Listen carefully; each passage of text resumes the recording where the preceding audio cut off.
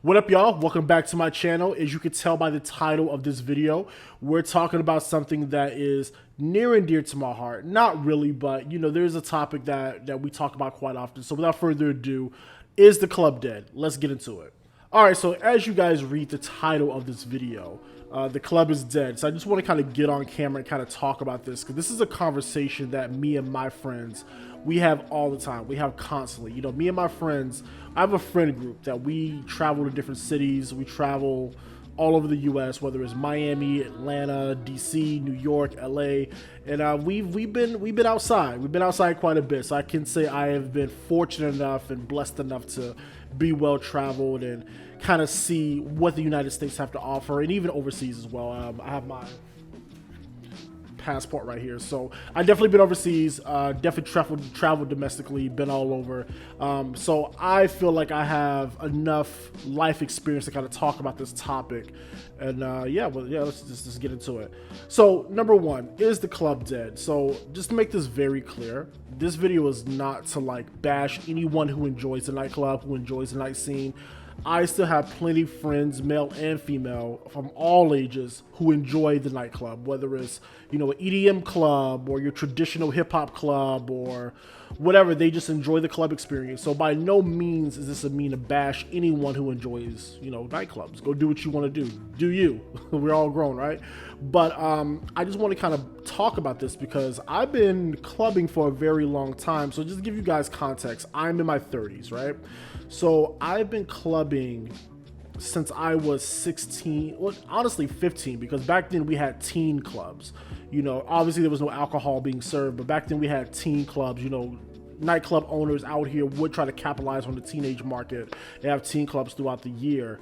But also just going to adult clubs, at 16, 17, back then you could pay the bouncer like an extra 10, 15, 20 bucks and he'll let you in the club. Now, obviously you couldn't drink, but that's what me and my friends did. Growing up in Florida, if we couldn't get into the adult club, we would just slide the bouncer like a 20, he'll let us in. So it also helped that I looked older too. Like by the time I hit like 16, I looked like a grown-ass man. So that kind of helped in my favor as well.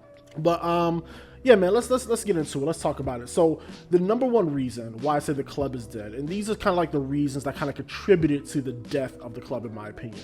Number one is the monetization of the nightclub. So what I mean by that is the nickel and diming that most nightclubs and most metropolitan cities do. Now, granted, I understand that the nightclub is a business. Club owners, they have to make their money, they have to make their return. That's how they pay the DJs, the staff, the wait staff, the bottle girls, the bartenders. That's how they attract talent to the club for different events. I 100% get that, right? But I think nowadays in 2025 and beyond, it has gotten out of control. Between having to pay for parking or valet, between having to pay cover charge, then if you want to skip the line, because some of these lines in these clubs be ridiculous. They be right around the block. To skip the line, you gotta pay. If you want, the drinks are already marked up like crazy. If you want a section, that's another thing too. If you want a section, you have to buy a 2-bottle minimum, which is ridiculous. So I feel like the club is no longer about curating an experience, but it's more so about how much money can we make from everybody, that's participating. One thing about the sections, I'm not a heavy drinker. So when I go out to the club, or when I used to go out to the club, drinks was never really, I would have one or two just with my friends just to be social, but I never really needed alcohol to facilitate a good time. So for me, drinks was never like a big, huge deal. I never spent a lot of money on drinks. But fast forward now, if a buddy of mine or we want to go out to a club or something like that and we want to get a section, a lot of these clubs will say you have to have a 2-bottle minimum. Fine, I don't drink. My friends do. Maybe we can find some girls in the club that are, they can drink with us, blah, blah, blah. Only issue with that, the markup on these bottles are insane. So like, for example, a bottle of this, right? You can get this at like a local liquor store. If you're in Florida, they sell this at Publix. Like, you can get a bottle of that for like 30 bucks maximum retail. In a nightclub, they're gonna charge you 300 plus per bottle. And mind you, these sections, you have to have a 2-bottle minimum. So right there, you're already paying 600 bucks for 2 bottles. You got to pay for a hookah. You got to pay for like a deposit to even get the section. So by the time you leave the club, And mind you, you're only there from like 12 to 2 or 12 to 3. So for a couple hours of clubbing, you already spent probably 1,000 plus. So again, monetization of the club, I think that's the number one thing. A lot of clubs, they're not really trying to facilitate or curate a vibe. It's more so about how much money they can make. So that's just my opinion. The next thing that I feel like killed the club is this right here. The smartphone and social media. So coming up, just to give you guys context, by the time I was legal, 18 and up, to go clubbing, the iPhone was not what it is today. I think by that time, the iPhone 4 was probably, 4 or 5. But this was also the pre-Instagram era too. So yes, MySpace was around, Facebook was still in its infancy. It was still kind of young.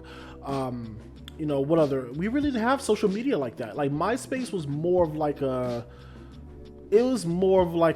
glorified, it was more like an email with more features. Like you could express your personality more on MySpace. Like you had your song on your profile, you had your top 10, top 5, whatever. But it wasn't really so focused on lifestyle and photos and stories like social media is today. So I think once Instagram and Snapchat and all these other social platforms became prevalent in our society, people have fallen in love with the illusion of having fun versus actually having fun. So one thing that I've consciously started doing in my life now is when I go out with friends or I go out to a lounge or something like that, I put this on do not disturb and I don't even interact with this at all. Like obviously I keep it on me for emergencies and things like that, but for the most part, I'm not taking a lot of video. I'm not taking a lot of photos. I'm not doing this. Like I'm not. So I feel like a lot of times people, they go out, and I've seen this in almost every city. They go out to whether it's like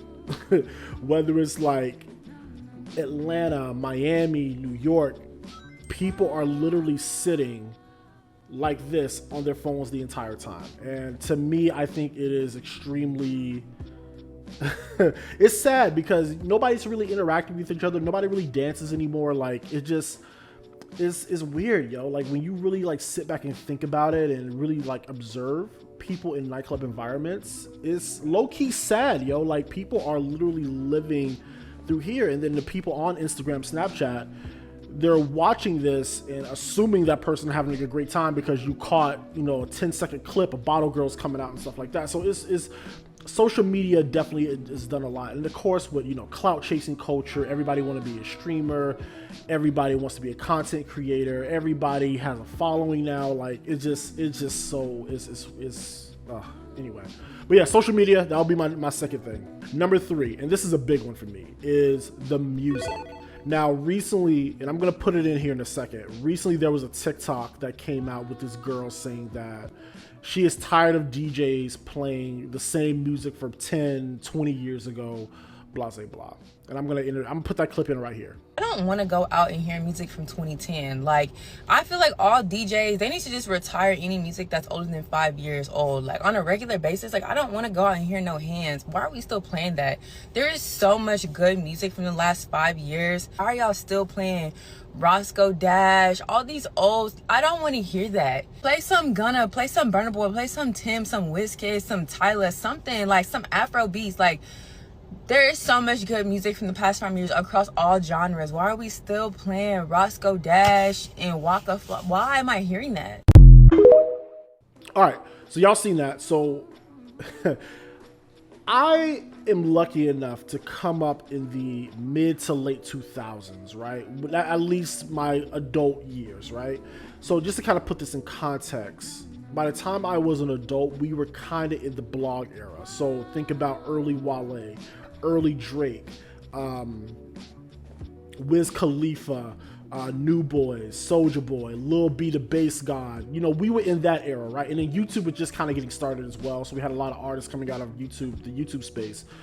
But back then, music was still fun. Like, it wasn't like this hyper aggressive drill music, right? If you guys hear that my notifications going off, that's just my notifications on my phone, people texting me or whatever. But back then the music was fun. It was melodic. It was still very R&B influenced. You know, the music was more about getting fresh and hooking up with girls and stuff like that. Nowadays, when you go to these clubs, nowadays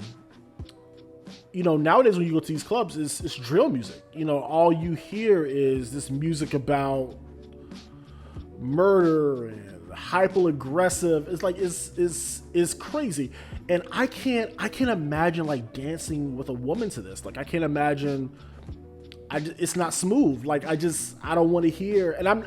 And trust, I don't really listen to a lot of modern hip hop. You know, I just don't. It just doesn't appeal to me. But I can't imagine going to a club and dancing with a chick to Travis Scott or Bossman D-Lo or Big X the Plug. Like I just can't imagine that. So, you know, I feel like the music is just not the same. You know, back in, I'm sounding like an old man, but back in my day, you know, songs like T.I. Get Loose wasn't that old. So you would still hear songs like Get Loose and Tip Drill and Pretty Ricky on the Hotline. And it was, oh man, it was a great.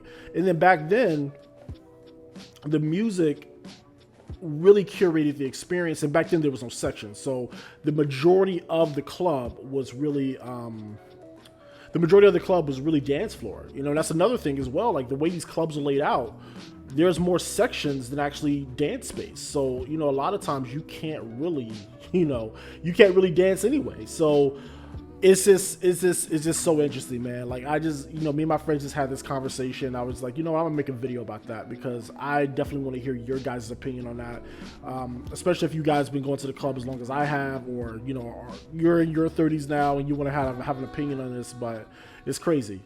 All right, and the last thing I want to say is that it just may be that we're getting older. You know, anytime that I see a video like this or somebody talking about how the club is dead, is usually coming from somebody who was older. Usually they're in their 30s and 40s, so they remember what the club was like prior to social media, and then they just reminisce about it. They have nostalgia for it, and I do too. So, but you have to really understand with these kids coming up now, they don't have anything to compare it to. So for them, this is their pivotal, or this is their definitive club experience. So for us people who are older, obviously we're not going to like it because we remember what the club used to be like.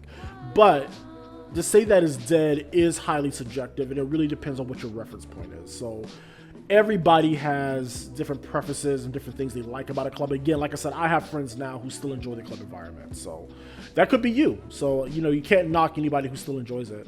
For me personally, I still do clubs every now and then. You know, somebody's birthday or somebody wants to celebrate something, we'll book a section, but this may happen like maybe twice a year, maybe.